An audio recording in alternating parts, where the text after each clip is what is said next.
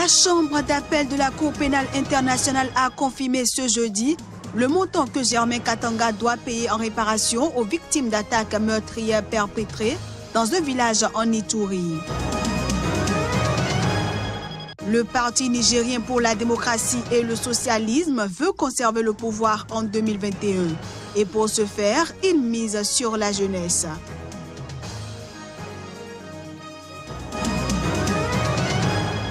Et puis le président américain a accepté de participer à un sommet historique avec le leader nord-coréen Kim Jong-un, avec lequel il s'était engagé dans une agressive joute verbale depuis son arrivée au pouvoir.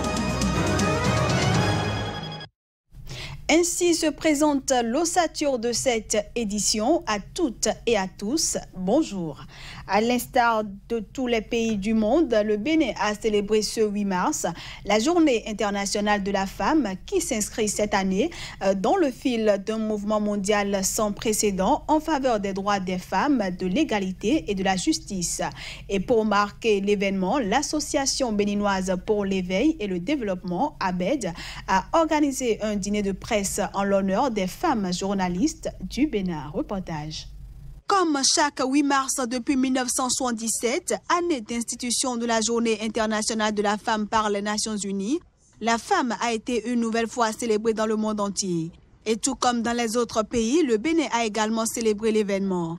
Pour rendre hommage aux femmes journalistes qui se battent tous les jours pour que la population soit informée et sensibilisée sur ce qui se passe sur le plan national et international, l'Association béninoise pour l'éveil et le développement ABED a organisé un dîner en leur honneur. Le leadership politique des femmes doit s'accentuer pour permettre une affirmation de la femme dans toutes les strates de la hiérarchie sociale et nationale. Des voix influentes doivent porter pour que des décisions adéquates soient prises en faveur des femmes à handicap pour leur insertion dans le monde actif. Nous devons aussi donner un gros banc à toutes ces femmes qui matin et soir se lèvent, se battent sous le soleil, sous la pluie, pour nous donner de l'information, pour nous donner les nouvelles du pays et de l'autre monde, et du monde entier. Ces femmes, ce sont les journalistes, ce sont vous. Si nous sommes dans ce métier, c'est par passion. Si ce n'était que pour aller chercher de l'argent, je pense que nous ne serons pas nombreuses. Cette fête qui est organisée en notre honneur, et c'est une occasion pour rappeler chaque journaliste que nous sommes à notre rôle d'éducation, de sensibilisation. Le thème retenu par l'ONU pour la Journée internationale des droits des femmes 2018 est « L'heure est venue, les activistes rurales et urbaines transforment la vie des femmes ». Les inégalités femmes-hommes se logent dans des secteurs beaucoup plus larges et diversifiés. On reste au Bénin mais pour parler cette fois-ci politique. La mobilisation contre la gouvernance en place s'intensifie. Une marche du FSP, entendez le Front pour le sursaut patriotique, prévue ce jour a été finalement dispersée à coups de gaz lacrymogène par les forces de défense et de sécurité. Joannes Toanou pour le reportage. Les militants et sympathisants du Front pour le sursaut patriotique ainsi que ceux de plusieurs partis d'opposition et la société civile ne s'attendaient sans doute pas à un tel accueil. Alors que la marche dans le cadre de sa première journée nationale d'action était autorisée, les manifestants déployés en masse à la place de l'Étoile Rouge en plein cœur de Cotonou pour crier leur ras-le-bol face à la gouvernance en place se sont heurtés aux éléments de la police républicaine. Et vous savez que nous faisons ça pour vous.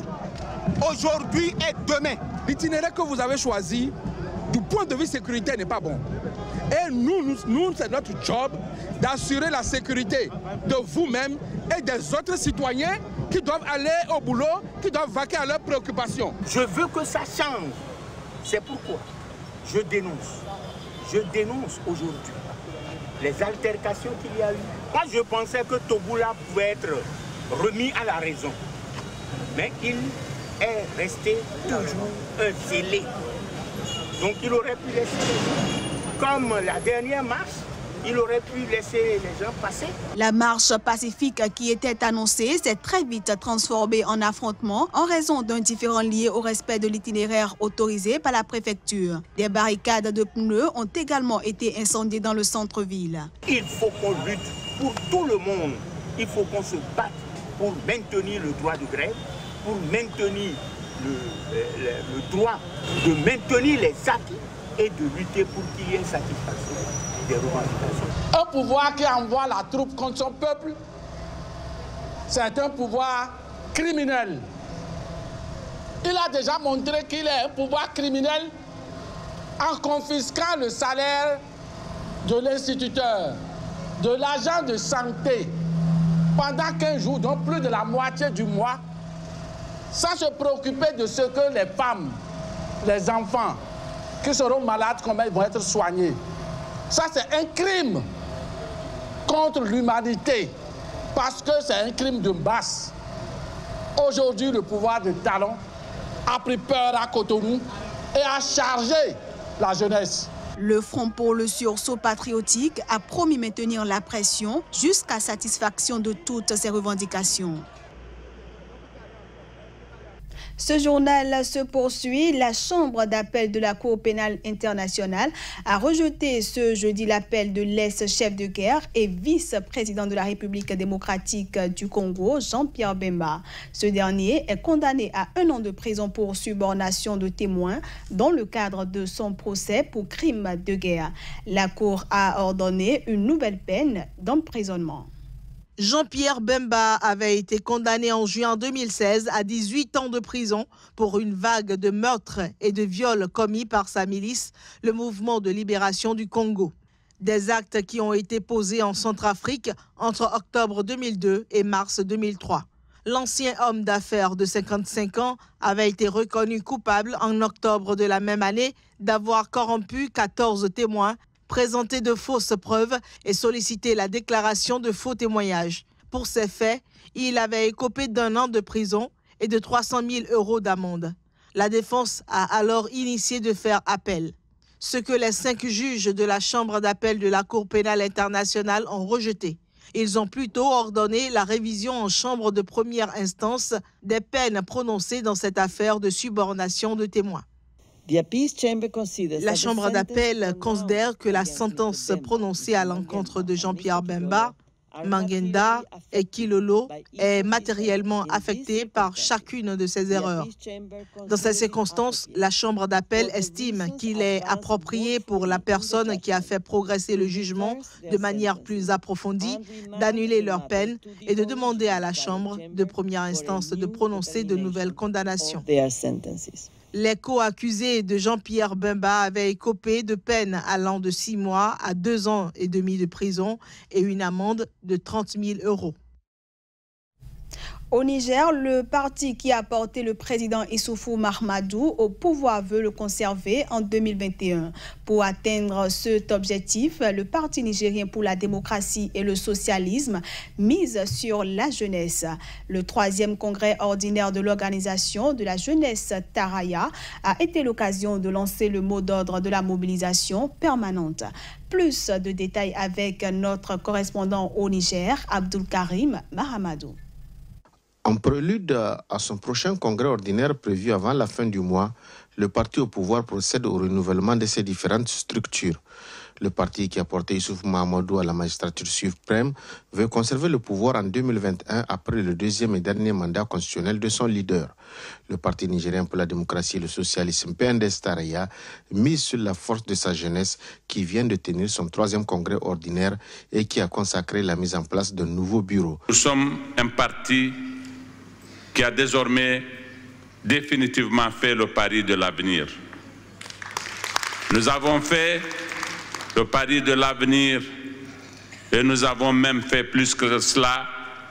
Nous avons plus précisément fait le pari de la victoire sur l'avenir. Les jeunes du parti savent qu'ils représentent une force, mais ils ont besoin d'appui et d'encadrement de leurs aînés. ils font le pari de relever le défi. Ce que nous attendons de nos aînés, justement, c'est cette confiance qui semble déjà nous témoigner. Et donc, elle est importante et elle va nous permettre de mener à bien le travail. Et donc, en partant de cette confiance, nous savons très clairement qu'avec leur soutien, nous pourrions faire partie. Nous sommes jeunes, nous avons de l'énergie, nous avons de la jeunesse. Et comme il l'a rappelé, nous avons aussi l'intelligence pour pouvoir faire véritablement le travail qu'eux, aujourd'hui, ils ne vont pas faire véritablement, puisqu'ils ont l'aîné dans la gestion des affaires de l'État. Donc nous allons promouvoir toutes les valeurs qu'ils ont déjà promis et nous allons essayer de faire en sorte que notre jeunesse, nous puissions la faire valoir à travers tout son dynamisme. Le parti a fait le choix de la continuité des actions du président Issoufou Mahamadou. L'actuel président du parti, Bazoum Mohamed, candidat à sa propre succession au prochain congrès, fait l'unanimité et bénéficie d'un soutien total du président de la République. Pour finir, le président américain Donald Trump a répondu positivement à une proposition du leader nord-coréen Kim Jong-un de le rencontrer. L'annonce a été faite ce jeudi par un haut responsable sud-coréen après une rencontre avec le président américain. Chung Eui-yong, un haut responsable sud-coréen, a annoncé ce jeudi à Washington que le président américain Donald Trump a répondu positivement à une proposition du leader nord-coréen Kim Jong-un de le rencontrer. Cette annonce spectaculaire a été faite à la Maison-Blanche et fait suite à des contacts entre la Corée du Nord et la Corée du Sud. Et l'entrevue entre les deux hommes pourrait avoir lieu d'ici mai. In our meeting, North Korean leader Kim Jong-un said he is committed. Au cours de notre rencontre, le leader nord-coréen Kim Jong-un a dit qu'il est engagé à la dénucléarisation. Kim a promis que la Corée du Nord s'abstiendrait de tout autre test de missiles ou nucléaire. Il comprend que l'exercice militaire conjoint de routine entre la République de Corée et les États-Unis doit continuer. Il a fait part de son désir de rencontrer le président Trump le plus vite possible. Le président Trump a apprécié le compte-rendu et a dit qu'il rencontrerait Kim Jong-un d'ici mai pour parvenir à la dénucléarisation permanente.